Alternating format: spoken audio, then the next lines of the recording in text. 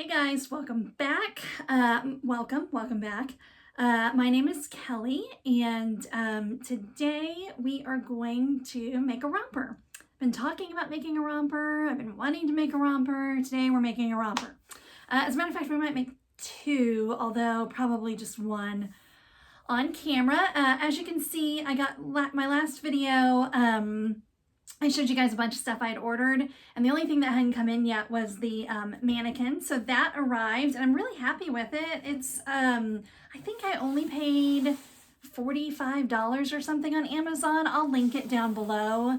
And it seems to be good quality. I think I got the size 3. I tried to get something to where smaller sizes would fit on them. And so bigger sizes could be pinned or whatever, but I actually don't think the rompers I make today are going to work on it because we're going to do a size 12. And it is knit, but I don't know if it'll look okay. But that being said, I mostly bought this for tutus, and so when I do a tutu sample, I'll do probably around a size 3. The romper should take really good pictures in a flat lay. So I'm not worried necessarily about having it on the on the mannequin. So anyway, I have my pattern printed, but I am going to show you a couple things on the computer, and let me show you the fabric we're going to use. I've been dying to use this. And this fabric is in my fabric shop, Project Fabrics. The website is actually Project Fabrics Online. But it's this really cute, it's from Art Gallery. And this really cute rainbow, and I just love it. I had bought a whole line of product line, and this actually isn't in the product line, but I loved it so much I had to have it. And then I couldn't decide, I made you shake, sorry. I couldn't decide if I wanted to have some contrast with the rainbow. I don't have a ton of knits, but this one I bought to be like a bodice with a woven bottom, but I might use it as the bodice for this with this as the romper part. But I also might do one that's just the rainbow fabric. So I think I'll do both because it's just as easy to cut 2 at once. Maybe not just as easy, but it is easy to cut 2 at once. You're already doing it. That way I have 2 listings on my shop to add. And you can kind of sew like in a assembly line fashion. Let me show you real quick, little side note here. I had wanted to finish my jeans before I did this video because my serger is set up with the darker thread for my jeans. But then I thought, oh, but then I can use this opportunity to show you how I thread my serger machine. But anyway, I haven't finished my jeans yet, but I finished the front of my jeans and I'm so excited. I don't know, there's something, this is how you know you're meant to sew things, is when you get really excited about top stitching like that. I mean, it excites me. So the pattern we're going to use today is from Little Lizard King. And again, I will have that linked below. In my last video, I think a couple times I said, oh, I'll have it linked below, and then I didn't. But I'm going to get better at that, y'all. I'm going to really pay attention and make sure everything I say is linked is actually linked. So it's the Baby Sinclair. And they have another one that's called the Napa. And that is what I originally wanted to do. But the more I thought about it, it's the bottom is long and we're going into summer. So I was like, you know what? I'll just do the short one. And then, maybe later in the summer, I'll do the long one in probably a different fabric or something. But anyway, so it's the Baby Sinclair and I've already printed it, but I am going to show you, just to make this a really thorough video, I am going to show you how to print it, because if you're new to PDF patterns, it can be a little confusing. And I'm also committed, I am not posting this video until I figure out how to do the timestamps in the description. So you can click in the description and you'll be able to, if you already know how to print a pattern or you already know how to thread your serger, then you can skip ahead.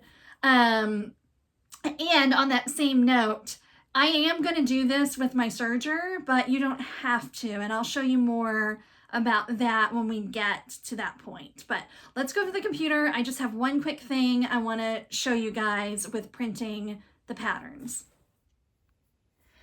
Okay, so once you purchase a pattern, you download it, and then most pattern companies, especially the really popular ones, and this one's a really popular one, they have what's called layers. Now, I know for sure that in a Mac, and maybe a PC as well, that you do have to open it in Acrobat for this to work. So make sure you've downloaded Acrobat, it's free, and the pattern directions should lead you through that. But it has what's called layers. What this does is it prevents you from having to cut or having to print every single size. So you come over here to this little thing that looks like a stack of papers, and then you see it's got all these little eyeballs. What you do is you unclick all the eyeballs. Is that what they are? I think they're eyeballs. I don't know what they are. They look like eyeballs to me. Everything that's not the size you want. And then most patterns will have at least one thing that says do not uncheck. So we'll keep that checked. We'll do this. And then now you can see it's only the size I want. And then the other thing is, make sure that when you go to, well, you can print the whole pattern, including instructions. I don't do that. I just print the pattern pieces, and all of the patterns that you download will tell you somewhere in the instructions which pages to print just for the pattern. So I just have this pulled up on my computer for the instructions if I need them. But I simply print the pattern pages just to save on ink. But you also want to pay attention to how it's printing. So you want, you don't want anything that's weird like fit or custom scale. Just do an actual size. Well, you can click on custom scale, just make sure it's 100%. But I usually have mine set to actual size. And then it should print in the size that you need it to print. I'm going to turn you guys around and then tell you how to, how we cut it out. Okay, so it's all printed out. And it was, 8 pages? No big deal, really. Again, if you don't print the instructions. Some people will send this to a copy shop, or you can even have it printed the large scale in those large pieces of paper. I love the convenience of being able to print it right here at home. I always print in black and white because I don't need it to be in color. And my printer is really cheap, and ink's not that expensive. Although when this printer dies, I have a Epson Echo Tank that I use for sublimation. But when this printer dies, which might take a while, but when it dies, I'm going to buy another one that's just regular ink.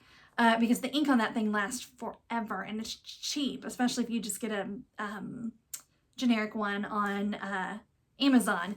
Anyway, so I print the pattern pieces, and then, and again, every pattern company is different, but, so read your instructions, but for the most part, most of them, you take your pages and you cut the left side and you cut the bottom.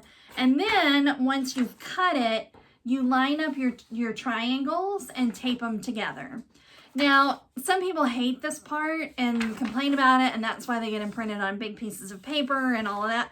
I actually don't mind it. I mean, it's kind of, to me, it sort of fits in with the theme of everything I love about sewing and craftiness. And I mean, I get to use scissors and tape and anyway, I know that's a really nerdy response to everything, but to me, it's just part of the process and I don't really mind it that much.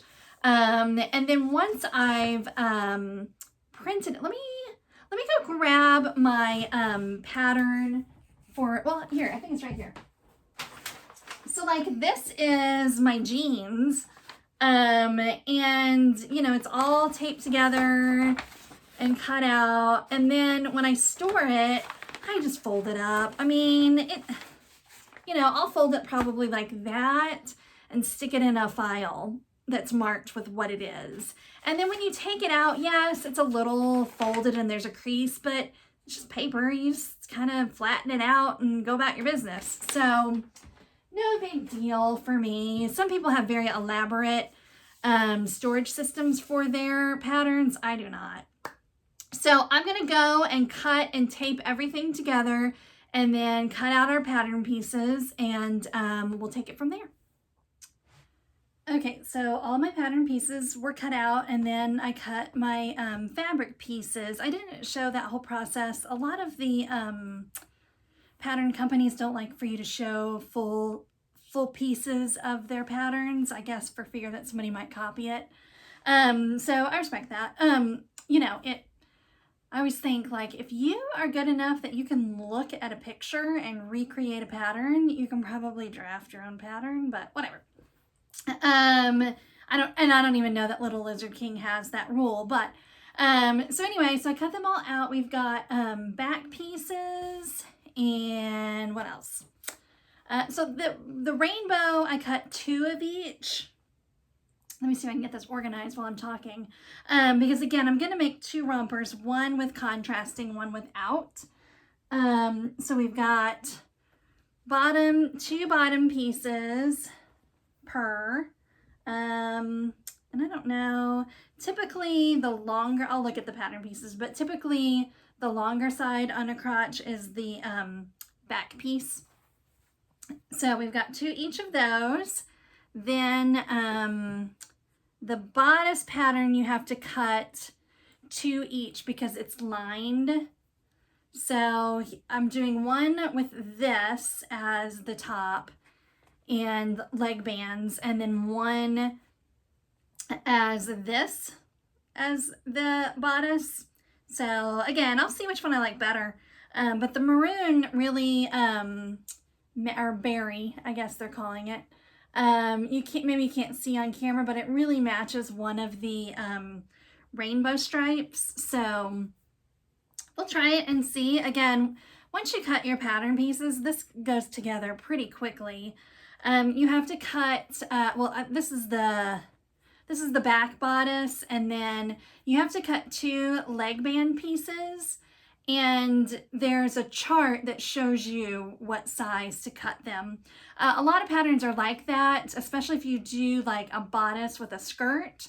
Really, you only have to cut out the bodice pieces. The skirt, they'll just tell you what size square to cut. So I'm sitting in front of my serger. Now, like I said earlier, you do not need, sorry, I dropped a piece, hang on. You do not have to have a serger for this. With knits don't fray. So you can use, let me see if I can get you over here to my sewing machine. So my sewing machine has this little flip up chart that shows what the stitches are. And it's probably way too tiny for you to see. But every sewing machine, if it has a zigzag stitch, should have one. Mine's number 4 here. That looks like a lightning bolt. So it's a really tiny 3-step, is it 3-step or is it more than 3-step? Anyway, It's a little tiny, looks like a lightning bolt stitch, and that works fine for knits. A woven, you want to finish your edges somehow because wovens fray. But I have a serger, and let me see if I can tilt you down to where you can see the serger. So my serger, it is the 1634D, and in a minute I'll turn you all the way around so you can see me thread it. But I got it, I actually have two of them.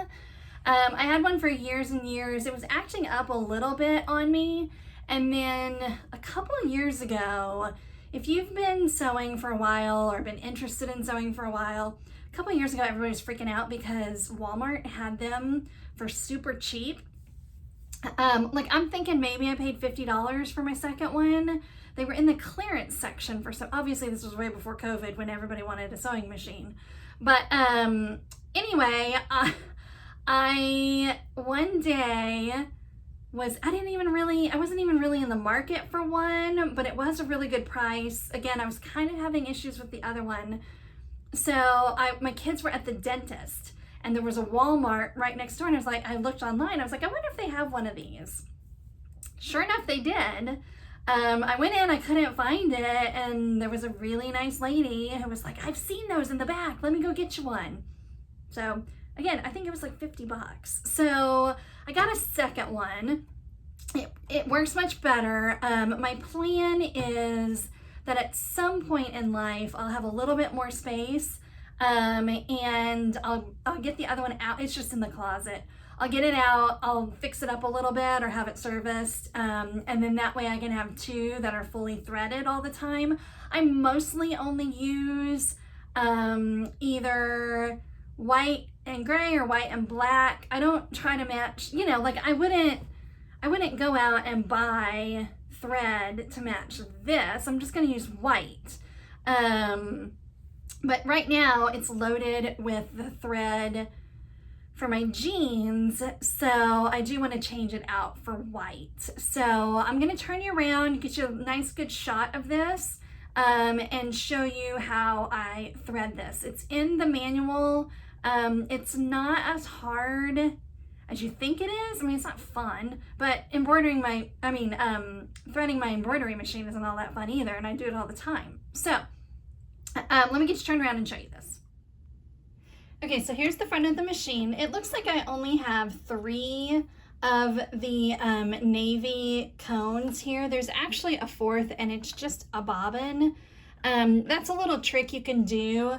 You don't have to buy 4 cones of everything. I think I bought this thread for my cover stitch machine, and that machine you only need 3 cones. So when I went to put it on here, I was like, where's my 4th cone? And then I realized I didn't buy one, so I just loaded up a bobbin, knowing that I wasn't really gonna need all that much. So we're gonna switch to white, and I do have 4 cones of it. You can see that 2 of my cones have a lot less than the other 2, and that's because 2 of your serger threads do, or is it just one of them? Well, yeah, 2 of them these 2 tend to use more thread than these 2, so I'll actually switch them. I'll put the ones with very little over here and the ones with more over here. But it's about time for me to order some more. So you can, in theory, you can put your cones on here, you can cut these, tie off and run it through. You would have to rethread your needles. I haven't had a lot of luck with that, honestly. It tends to kind of, it just doesn't go smoothly for me. So I usually just go ahead, rethread the whole thing. Again, it's not that hard. It's just, especially if you're in a hurry, it can be annoying, but no biggie really. So I'm going to turn it on and just run the rest of this thread out, just to get it out of my way. Well, maybe, if I can find my pedal. Okay, so it's completely free from the navy thread, and now we'll put the white in. Now, my cover stitch machine, which looks almost exactly like this, it does not matter what order you thread it in. The serger, it does. I don't exactly know why, but it matters. So you can open this up, and so it matters what order you go in. Let me see if I can move you down a little bit here. And you go this one first, then this one, then this one, then this one. And that's in the book, but it is pretty easy to remember. 3, 4, 1, 2. So we'll start, let me make sure I'm not getting my arm in your way. So everything is numbered. So this has a number 1 there. You come down. One thing I think people often mess up, and I see this with the embroidery machine too. My lighting's not great here. It's a little bit of an overcast day. But number 2, you can't just kind of place that in there. It's really gotta snap in. So let me see if I can balance you. Okay, did you hear it kind of snap? And it's really got to be underneath that thing. And then kind of similar here, you have to push this over before you bring the thread down. And that just gets your thread in between the tension discs and releases your tension a little bit. So we've clicked in here. I'm trying to do this where my hands aren't in the way. You push that over, you bring it down through the discs, and then, so we are, and everything's color coded. So we're on the green color, so we just follow all the steps for green. So we were on, this is number 4, then we come 5 is here, 6 is only this first metal piece, and then 7. And then, and it's actually a pretty good idea, especially when you're first starting, to take your foot off. It just makes it a little bit easier to get everything where it needs to be. And the foot is really easy to come on and off. So let me get you down to where you can see a little better. Sorry, I hope I'm not making anyone sick. Okay, can you see there's a little eye right here? So now that has to go through there. And the machine comes with some of those long tweezers. So you can use those. I have really long fingers, so I can usually get it. So 7, and then through the eye is 8. So now we're gonna do this one. So same deal. We'll come up. I'm going to try to do this left-handed so that my arm isn't in the way of the camera, but come down here. We got to snap it in place again. Release your tension disc and come down. So now we're on the color blue. So you go 5, and then now 6 is underneath both of these metal things. So 6 and 7, and then 8 is here. And then this is the only thing that I remember being really confused about when I first got this machine. So you open this up, and then this just kind of, like when you first get it, you think it really needs to like snap in there or something, but it just kind of loops around that. You push that in, and then it has to go through, wait, I'm thinking, it goes through this hole, doesn't it?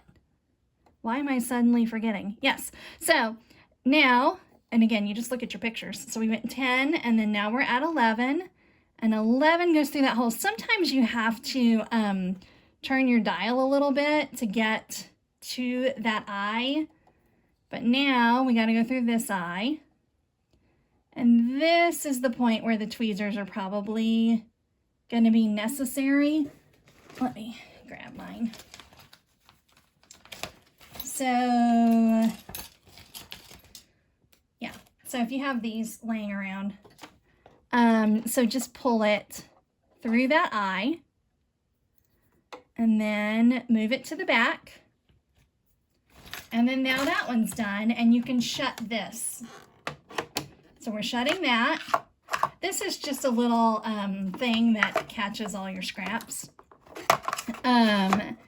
So now we're going to do this one, and this is just like threading a regular, not just like threading a regular sewing machine, but pretty close. You just snap in there, release your tension, come down, around, and then there's a little bar right here. And now that I'm thinking about it, maybe I usually do this one first, but it's not going to matter. And the reason why I'm saying that is because that's for your right needle, and you kind of want to do your right needle first so that it makes it easier to get to the other one, the left one. But I assure you that I have done it both ways. So up through there. So now we can get that one in first, then this one. And then you just thread your needles. And maybe we might need to get our tweezers out again. Where's my tweezers? Here they are. So again, no different than threading any other needle. But again, I just kind of push everything back. And then okay.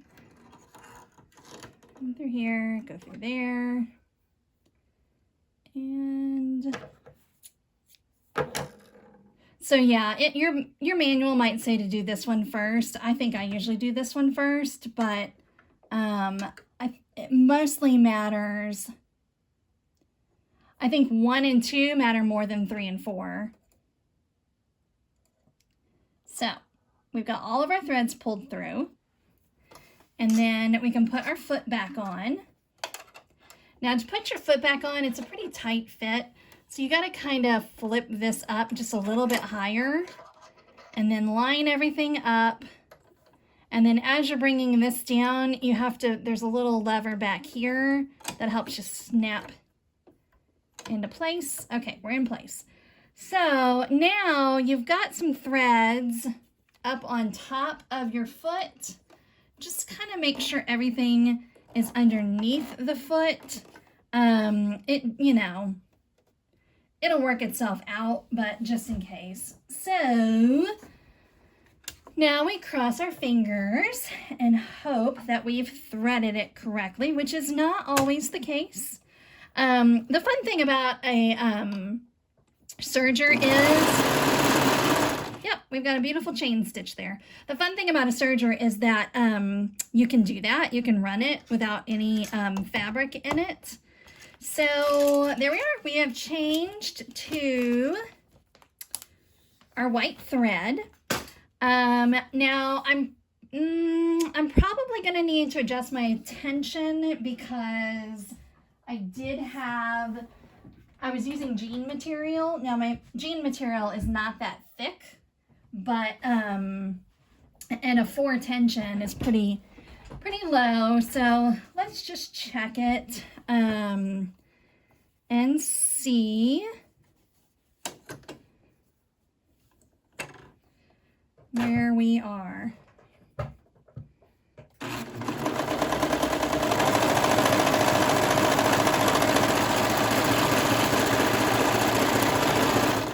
Okay, so it's pretty good. I'm not sure if you can tell, but some of my loops are coming off just a little bit more than I would want them to. So I might adjust my upper looper a little bit, and we'll try it again. I find with most fabrics, I stay, so these little lines right here indicate, like, so you go up here and there are no lines, those indicate your most, you know, kind of your average. And I find that I stay within those averages most of the time, unless you were doing like fleece or like a really thin material.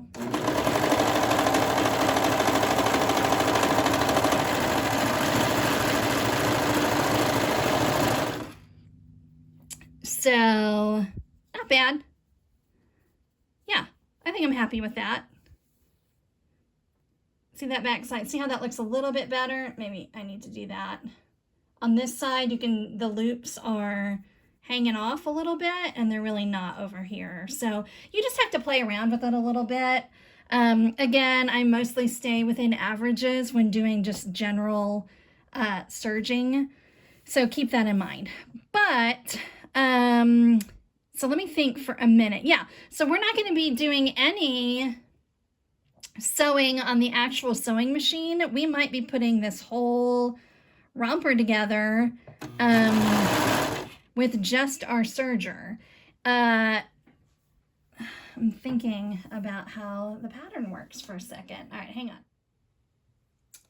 Okay, so I looked at the pattern a little bit more, and I think the only part that we'll do on the regular sewing machine is when we have to gather to attach the bottom to the bodice, but we'll make that decision later. So the first thing you want to do is put your two bodice pieces together, and we're going to sew or serge here and here. Now, I do think the pattern says to use your sewing machine, and you can, because it's going to be encased and you won't even see these edges. And actually, a lot of the times that is suggested because a serged seam is a little bulky. And so if you use that lightning bolt on your regular sewing machine, it won't be quite as bulky. But serging is really fast and easy. So when I'm using knits, I almost always just use the serger. So again, you can use pins. I, with knit, almost always use these clippies, and you can get them fairly cheap on Amazon. That will be linked down below. So we're going to sew everything. We're not going to sew these side seams yet. We're just going to do here. And you don't have to do this top part either. Like, you don't have to sew here. So you're just sewing here and then around the neckline and here. So let me go do that and show you what that looks like. Okay, so I serged here and here and here. And now we need to turn it inside or right side out and iron it. Now, I've said this before, and it's true with knits too. You have to press when it says press. You know, as you sew more and more, you just really see the importance of that. It really gives you a much more professional look. Now, I did just cut my serged edges off. That's because these ends will get serged again. So there should not be any fraying or anything. So we're just gonna turn all of this right side out. And then do a little ironing. Now, I used the same fabric as my bodice liner. So if you didn't, you'd want to, you know, be mindful of all of that. And of course, when you're cutting fabric like this with a pattern, you have to pay attention when you're cutting, because I almost did it. I almost had my rainbows upside down. But you want to pay attention to that. So let me get a... I use a knitting needle. You can use a knitting needle, chopsticks, a pin, whatever. I don't know where my knitting needle is. We're just going to use some scissors. Just something to poke that edge out. It's not, again, it's not sewn on the top. So it's just skinny enough to make it difficult to turn right side out. But just take your time. My goodness. Okay. So there's one side. So you can see, you know, it just, I'm going to show you the difference between ironing and not ironing and how much it just improves the overall look. And then when you go to sew the next step, how much nicer it looks. Now, I at one time had a much nicer iron. For the life of me, I right now cannot remember what brand it is, but one of the more like name brand, you know, especially for sewers kind of irons. But it honestly did not, I mean, it was a great iron, but it didn't really last as long as I would expect it to for the cost. And the more I sort of read up on it, that seemed to be kind of a thing. So I actually just have a cheapy Black & Decker, cheapest thing I could find at Walmart, iron. And it's okay. I want a better one at some point. It doesn't really, the steam function doesn't work all that well. And there are times when I really need it to. So, yeah, at some point, I would like to get a better one. Okay, so see what a difference that makes in your project? Just that little bit right there compared to this side. And I also wanted to show you guys, so see, you can see the seams because I serged them, but honestly, you would with a sewn seam too. So that's just really your call. Again, I just find that serging is so much quicker that I prefer to use it over my regular sewing machine for all the parts that I can. Again, I think we'll do the gathering on my regular sewing machine just because I prefer it. You can gather on your serger, but I just don't have as much success with it. And because I've been gathering with my, sorry if the camera's shaking, I've got, I didn't even think about that. I think the whole time I was ironing, I was shaking, you guys. Sorry about that. I will quit ironing. So I might press this a little bit more. And then what we're gonna do, so now you take these two back pieces. Oh, I was gonna say this earlier too. Sometimes with knits, they curl up a little bit like this. This is a pretty high quality, this art gallery. It's pretty high quality. I mean, it is on the thinner side, so it does curl some, but it's pretty easy to manipulate. If you do have trouble with it, you could always starch and iron and get it to lay a little flatter, but I haven't had much trouble with it. So what I'm going to do now is mark, these are my two back pieces. And when I cut out my pattern pieces, I should have, let's see, well, now I can't find the pattern piece.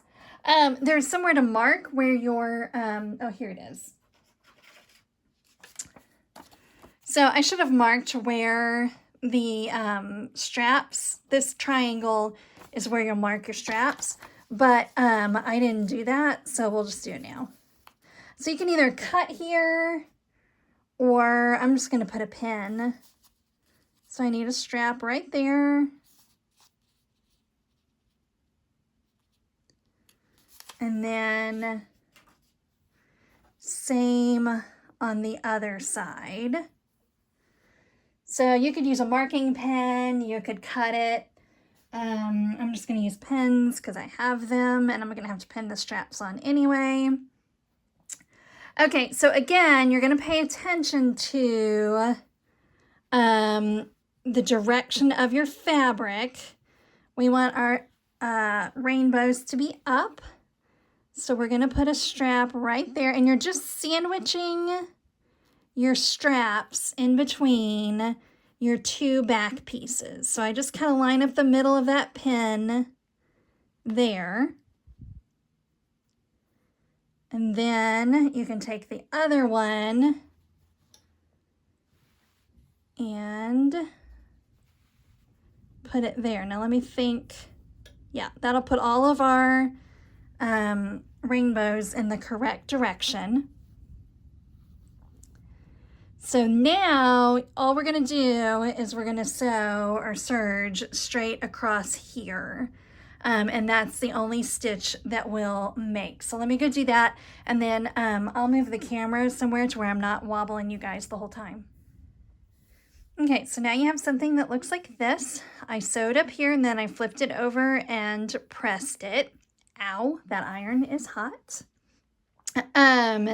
So now all you have to do to finish the bodice is to open this up, and then sew or serge them together. This is another time when it's probably better to sew, because then you can press the seam open. But again, I'm just going to serge it. One thing I like to do when I've got two serged seams coming together is flip one way, have one pointing one direction, have the other one pointing the other direction, and that decreases some of the bulk. But you are going to have a bit of a bulkier seam when you're using a serger. Something like this, I can't imagine that it really makes a huge difference, but that's just a personal call. So we'll do this end, and then since I've done that, I'll pay attention to which way I flipped everything so that both sides match up. So we'll flip it and serge this seam as well. All right, so with that, we have a completed bodice. It's looking very cute. As predicted, the, yeah, it's a little thick here with all those serged seams coming together. But, I mean, you'd have to be I have some sensory issues, like I have to wear V-neck. I don't like, things to rub or whatever, but you'd have to be the princess and the pea to, feel this over, seams that are just sewn together. So we're done with that. And my children are yelling at each other for some reason in the other room, so I apologize if you can hear that. So now we're going to take our two bottom pieces and we're going to sew or serge the two sides together. So see, this is the problem of not having you guys on a flat surface, but I want you to see me serge this because I do have a couple little tricks here. So we're not going to serge the leg openings. It's just the two sides and then the crotch. So these two together, and then well, gosh, sorry, I keep bumping you guys. And then the two sides. So the reason why I want you to see this is the really cool thing about, or what I love about serging as opposed to using the sewing machine is, I'm having trouble lining stuff up here. Okay. Is that you don't have to start and stop as much. Like you can just keep sewing. So like, I'll serge this and then I don't even have to cut anything yet. Let me show you what I mean.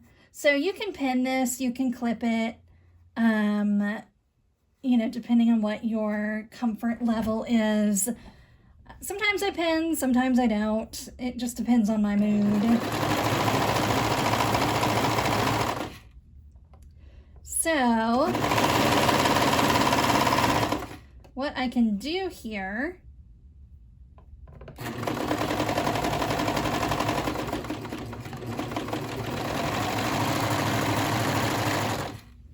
so see, you don't have to, you can set, you know, unlike a regular sewing machine, you can keep sewing when there's no fabric under there.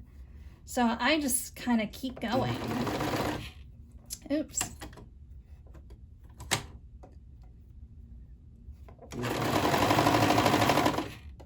So now I'm doing that crotch seam.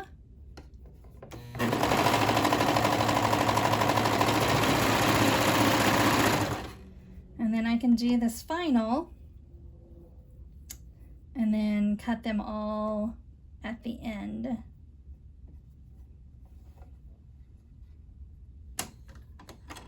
I have a bad habit of not lifting my presser foot on my serger because sometimes you don't have to, but you should. Now, even if you are using the sewing machine for some of this project, I would use a serger for this, if you have one, just because it'll give it a nice finished look.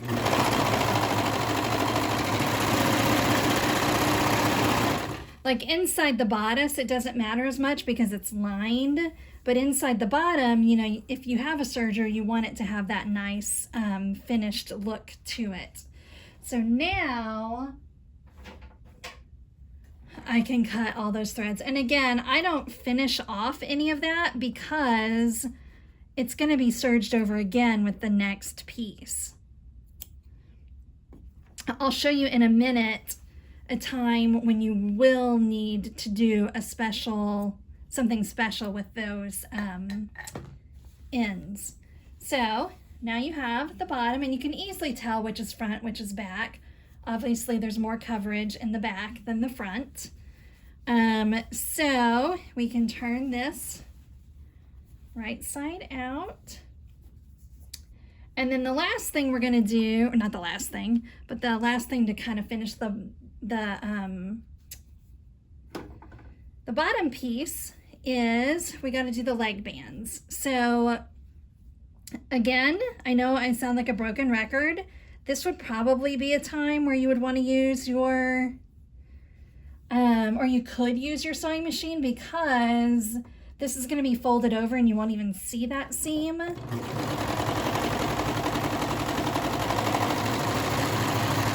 But I like to serge. So I'm just folding it in half to where the short ends meet up, and I'm sewing them together.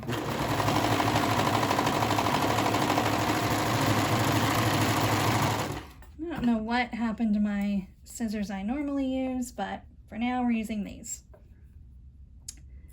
Okay, so now you take these two leg bands, and so see, when I fold this over with a serged seam, like you would probably, if you just had sewn it, you would press it open. But since we have a serged seam, it creates a little more bulk there. So I'm going to take you over to the ironing board because I'm going to show you how we pin these on and attach them. But basically you now fold it in half like that, and then we'll iron it and attach it to that bottom piece of the romper. Okay, so I pressed my leg bands, and then what I do, so your leg band is going to be a little bit smaller than your leg opening. There won't be, on this particular pattern, there's not a huge difference, but there is a little bit of difference. So what you want to do is you want to mark your quarter pieces, and I never mark this one because that's a seam, but basically what I do, so if you fold it like that, then just take a pin, or again, you can use a marking pin. I just don't I don't have good luck with marking pens. It seems like even when they say they're invisible or wash away, they're not. So mark that. Then you take those two, meet them up, and mark your other halves. So now it's in 4 equal quarters.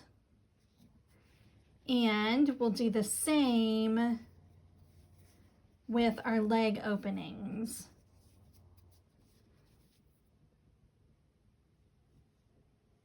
So we'll take this and mark it in 4 halves. Now these leg openings, the seams kind of are the halfway point, but that's not always the case. So always be sure to check that.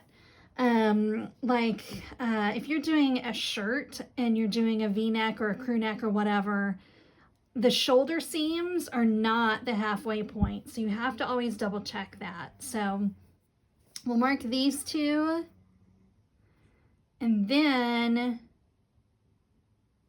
you can bring those two edges together and see. And again, on this one, like we're a little off there to where maybe our quarter point is there, but for the most part, we're just gonna say it's close enough. So you take your leg band opening, or your leg band, yeah, that's what I'm looking for. Now I'm looking at this and I should have cut, wait, let me think for a minute. So we're going to flip it like this because we want our rainbows to be going in the right direction. So you take your seam on your leg band and line it up with the seam on your crotch. That's a terrible word, isn't it? So line those up and either pin or clip. I generally like to clip, but since I got my pins here, we'll just pin it. And then go around and do the same thing on all your quarter points. Sorry, I got you out of camera there. So we'll line, whoops, dropped a pin. Line that up. And that lines up with a seam, so we'll bring it over here. And you can put as many or as few pins or clips as you want, because you're going to have to stretch it just a little bit when you sew. Again, this is pretty close. So we won't have to stretch it too much.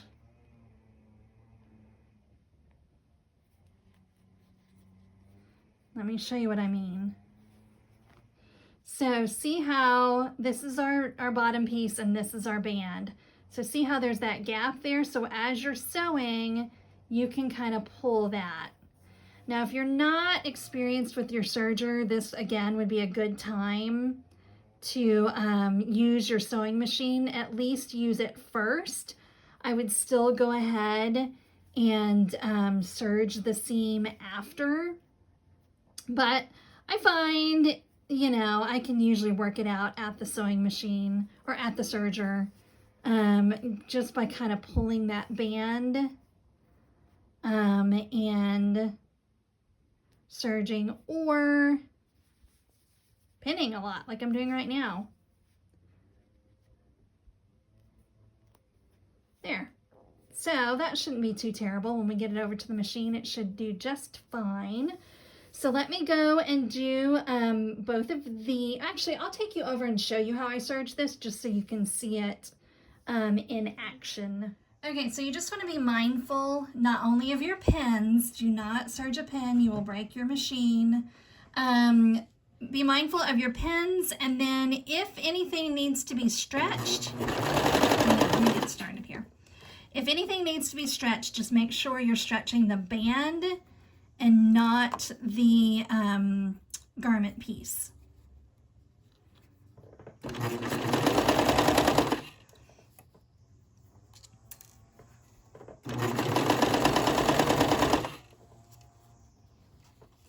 Or again, just sew it first and then serge if you're more comfortable with that.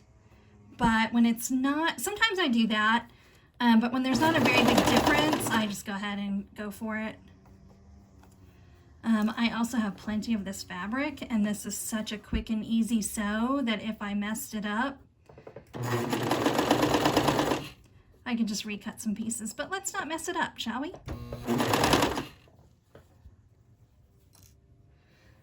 All right, let's see. Kind of got a little wonky here. Too many things going on at once. So again, see how I'm pulling the band and just making sure that top piece just kind of lays there. So stretch the band, not the garment piece.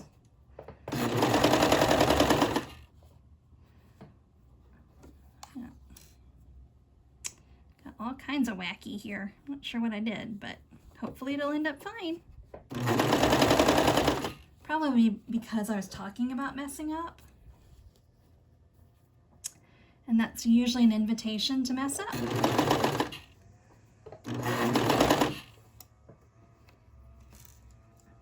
Okay, pull this. And how close are we? Pretty close.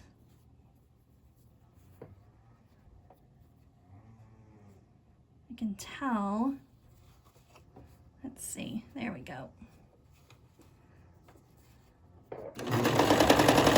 I clearly didn't stretch it enough at the beginning. I still think it's going to be okay, but I guess we're about to find out.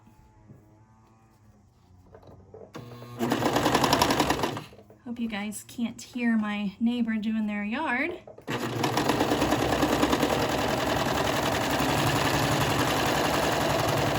All right, moment of truth.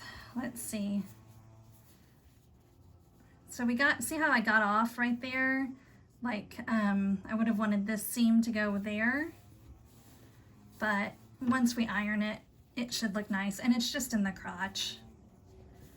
So, no biggie. Let me do the,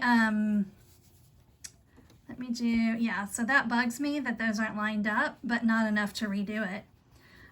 So let me do this other side and we'll come back. Okay, so I got both of the leg bands on, and I wanted to show you guys. So, like I said earlier, if you sew this seam and you've got that tail from your serger, you can just cut it. But like here, you know, honestly, sometimes I do just cut it, especially if it's just for me or for my kids. But if you're selling this, you can either, if your tail's long enough, you can just tie it in a knot, or I have this one set up a little bit better. Oh, no, I don't. Or you can just take a needle. It doesn't have to be quite this big. I have these from knitting and crocheting. It can be a little bit thinner, but it needs to have a big eye on it. And just thread it, and then run your needle through here and do that, and that should keep you from not fraying and give you a nice clean look to it. So I'll do that on both ones, and then we're going to go over to the sewing machine, and I'm going to show you how I gather. So what we have to do now is we have to gather this so that it meets up with our bodice. So this is a little bit bigger, it's going to have gathering. So the way I do that, well, let me take you over to the machine. Okay, so we have our bottom piece and our top piece, and the bottom piece, I just took my regular sewing machine and a straight stitch this time, not your lightning bolt or your zigzag, but just with a straight basting stitch. I ran a stitch. Now, when I do this, I started here and then stopped, and then I went here, you know, did the same on the back side and stopped, just to have more strings to pull. There's a ton of different ways to gather. I've done a video on how I use a gathering foot. There's also a ruffling foot you could use.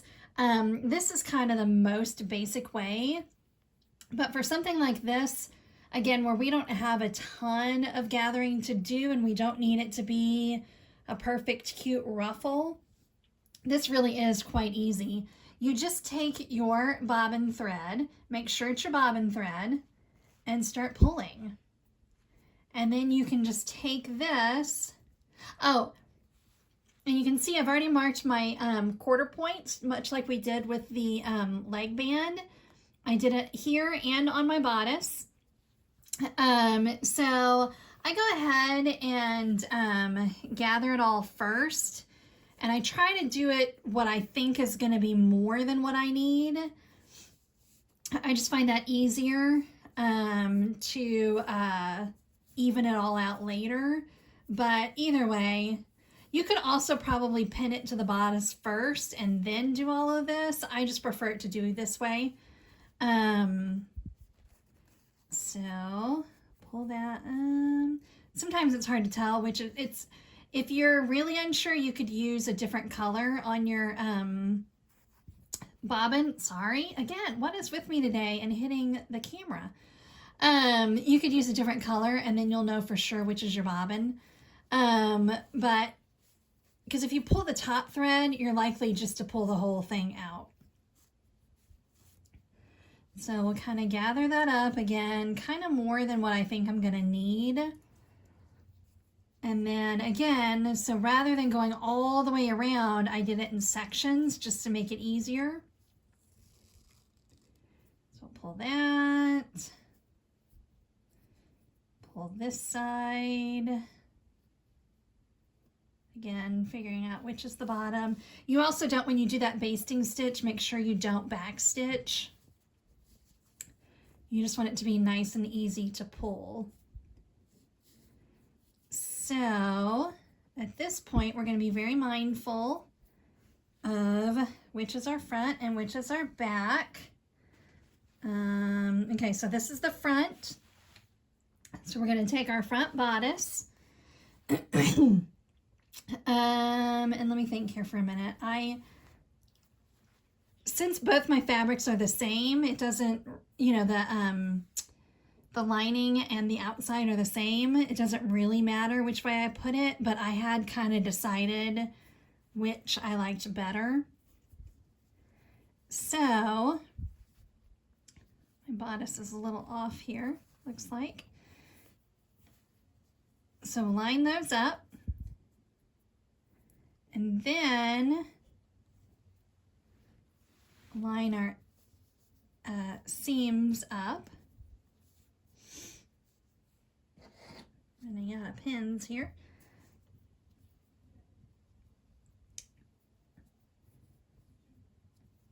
And then you can just kind of work. So see, again, I kind of did that a little too tight. So now all I have to do is kind of spread it out a little bit to meet up with this. And one thing that you can kind of do, I don't know, I see sometimes people post on Facebook groups I'm in and they're like, I can't get the gathers. Look how terrible this looks. And they show it and I'm always like, well, that looks fine to me. It's never going to be perfectly like, I don't know. I mean, again, look at I say this all the time, but look at ready-made clothes. They're not as perfect as you think they are. I mean, it's not going to be like every centimeter there's a gather. It's supposed to kind of be a little more organic than that.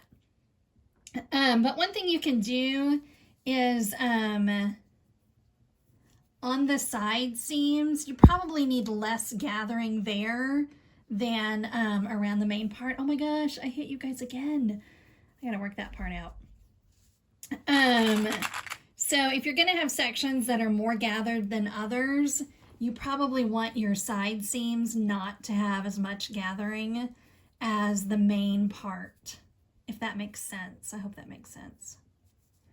Okay, so I'm gonna go ahead and finish doing this, and then I'll take you over to the sewing machine. Okay, so kind of a last tip on gathering this, just something that works really well for me.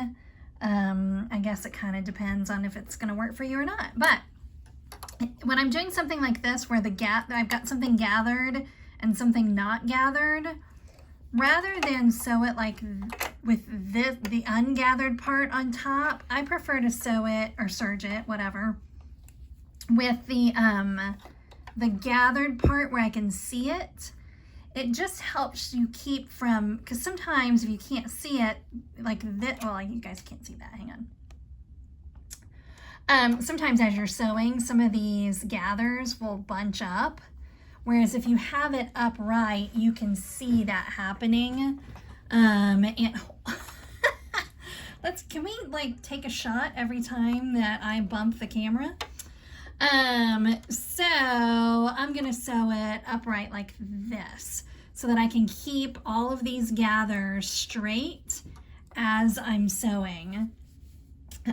So I'll do a little bit of it on camera. I never can tell.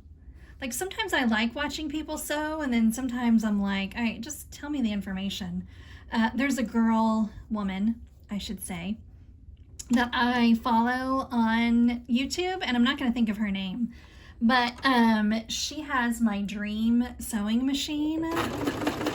So I loved, oh yeah, that's really shaking the camera. So I'll do this off camera. Anyway, she has my dream sewing machine, so I love to watch her sew because it's so fancy. Anyway, I'll sew this and then we'll come back. All right, so we are all done. I think it's super cute. I probably need to press it one more time before I post a picture of it. But that's it. It's super fast. And through the magic of television, here's the one I did with contrasting. Let me back that up. So I don't know. I still can't decide which one I like better. I'm going to post both of them, and I'll let you know which one sells or doesn't sell, and maybe neither will sell. I don't know. But anyway, so as you can tell, I probably look very different, although maybe I have the same shirt on. It's actually taken me a week to make this video. I had a very minor, like not even noteworthy medical procedure. And then sorry, the glare on my glasses, this is driving me crazy. And then I had a certain shot that knocked me on my behind. So I still kind of feel like low energy from all of that, but I'm super excited to have this done. I will get these posted on my Etsy store. I'm also going to, the other thing I'm going to do, couple notes. So you could, and actually had I just sewn like with a regular sewing machine, the attaching the bodice to the bottom, I probably would go back and sew that down maybe with a double needle, just to give it a more professional look. But as it is, I'm probably just going to leave it. I'm not going to do any top stitching. That's the word I was looking for, was top stitching. You could top stitch the leg bands as well. But since they're serged, I don't think I will. The other thing I'm going to do is you really should, and there's rules and laws and things all about this that I'm not qualified to tell you about, but you really should label all your clothing. So I make labels with my sublimation printer, and so I'll just sew one of those into the side seam, and it'll just have the size, my logo, and care instructions. The fiber, 100% cotton. These are 100% cotton. So anyway, I didn't video that part. I've done a couple sublimation videos, and they haven't really gotten much interest. But if that's something you're interested in, let me know, and I'll show you how I just put them on ribbon. But I know not everybody has the ability to sublimate. So anyway, so I'll do that, and then these are, maybe I'll get lucky and somebody will order a size 12 month, but otherwise these are just samples. And then I've got these, and then I've got a few other things that I probably need to throw up on my Facebook page as like a sample sale and just get them out of here. But because I wish I had a little baby girl to put in this, but I don't. Mine is 17. Anyway, 16. Making her older than she is. Thank you guys very much for joining me. Again, I know this took forever. It's been a while since I've posted, but I am back and I appreciate all your support. If you have not, please subscribe and like this video if you found it useful at all. And I will see you guys later. Thanks. Bye.